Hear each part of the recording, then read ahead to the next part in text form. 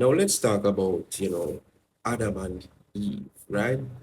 What got Adam and Eve to eat from the forbidden tree, even though they were told specifically by God not to do so? How they end up and eat from this tree? Now, when a lot of Christians hear about Adam and Eve, never them quick to pass judgment and say, "Well, I would have never ever do what they do. I would never ever do what they did."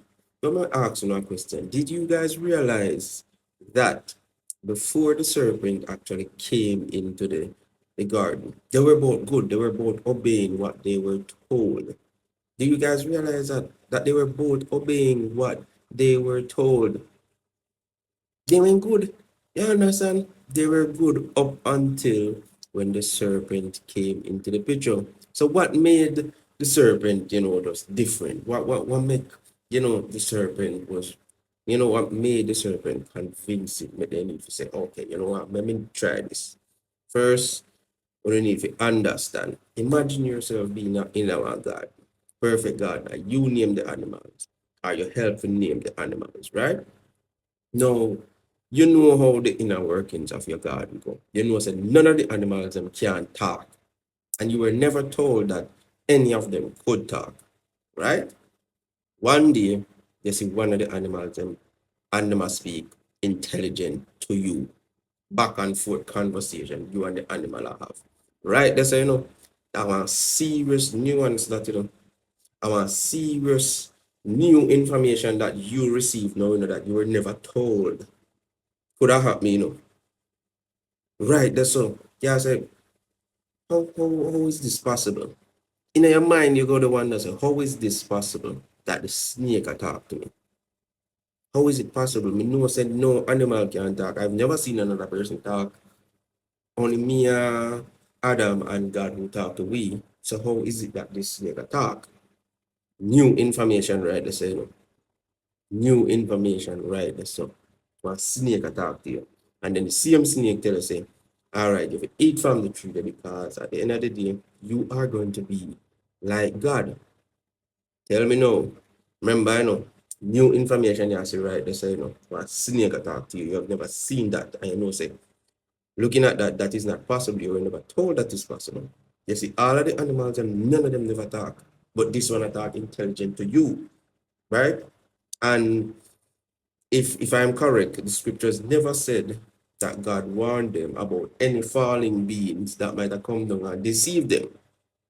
So at the end of the day, you could have say they were blindsided, right? Yes, they were blindsided and they might look upon things as, we don't eat from the tree. We can have as much fun as we can. We just don't trouble the tree there. But they were never told, as far as the Bible says, they were never told that one being, one falling being, go come down and actually test them. They get what I say? So when they see one new information now, one serpent attack, that really draws suspicion because like how God never tell me so like animals and could attack. We never know that. How? And then the same animal will attack that new information that you receive right in front of your eyes. I tell you say, if you eat from the tree then you're gonna gain knowledge and all of this, you're gonna be like a god.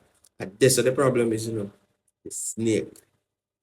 The snake is talking intelligent to you, right? You don't know where this backside thing come from. How is it able to reason with you? That's a difference. That's a huge difference between what you were taught from God. Do you understand? God never tell us say, okay, one other being will come down now and test you. Look out for beings that may come down and morph into so and so. So at the end of the day, looking at that now, you're gonna say, boy, all right, yeah, see something in front of my eyes, same way, it's different from what I've been taught, and all of them things. So, all right, you know, this is a shocker. So when the snake tell her that, and we don't know all of the information what they talk about, because the snake probably talk about whole it more. You understand? But we just talk about what we know, right? Now the fact say you know, the snake was talking. Eve say the snake attack and all of that is a shocker in itself. So I feel like that is what prompts the big change, right?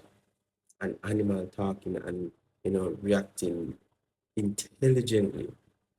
You get me? And that's the problem there. That's suppose a real genuine issue when you look on it.